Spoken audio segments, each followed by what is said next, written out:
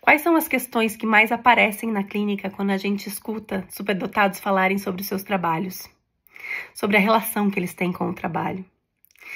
Quando a gente pensa sobre isso, a gente não tem como, né, isolar o fato de que o trabalho ele representa a relação que a pessoa vai ter com o próprio potencial, com a sua produtividade e como isso aconteceu ao longo de toda a sua vida. A criança superdotada se relaciona com seu potencial a partir da forma como os outros a veem também. Muitas vezes uma diversão imensa aprender e mostrar o que se produziu e mostrar as conclusões e insights onde ela chegou, né?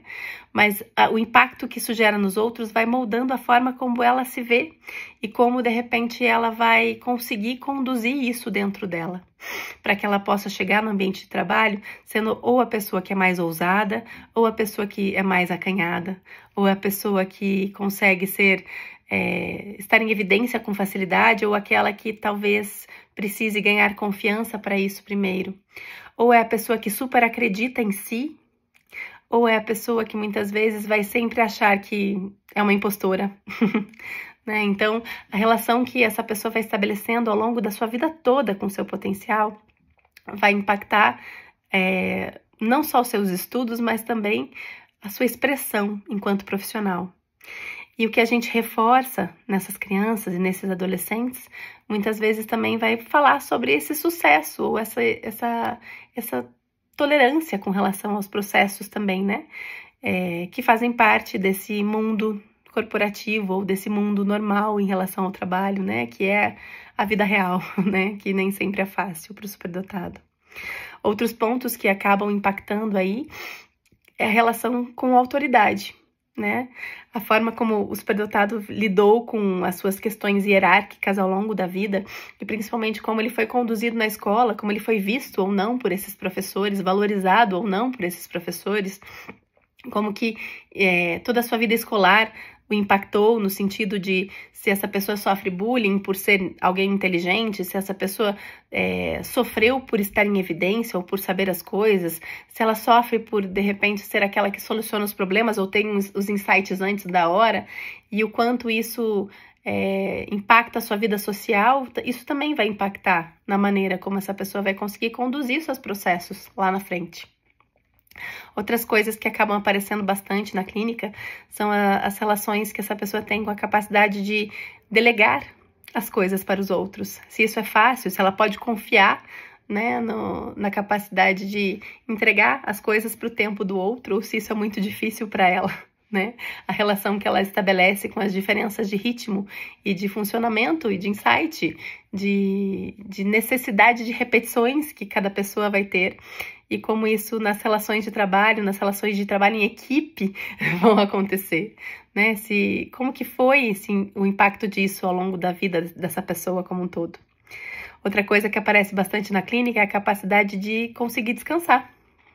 Superdotados por terem esse super funcionamento de resolução de problemas e ao mesmo tempo essa excitabilidade que não descansa esse cérebro nunca, isso faz com que essa pessoa muitas vezes tenha dificuldade de desligar e desengajar das coisas que a motivam, né?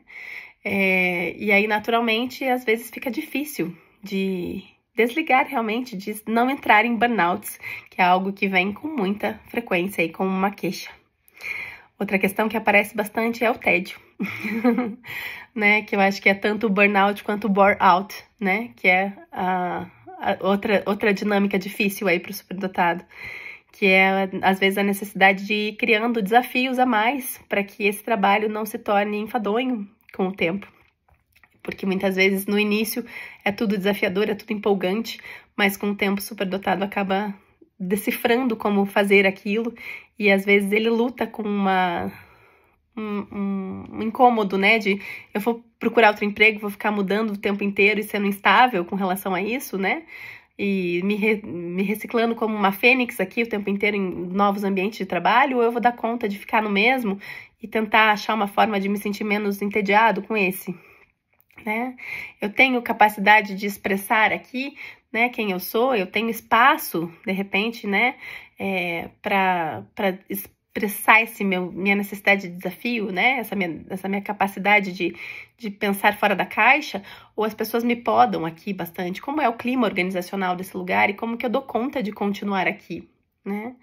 Ou às vezes eu acabo sendo essa pessoa que acaba trazendo a liderança e isso faz com que os outros naturalmente se incomodem e fiquem competindo comigo e às vezes até tentem me boicotar, né? Então são coisas que surgem muito para nós, né, clínicos aqui.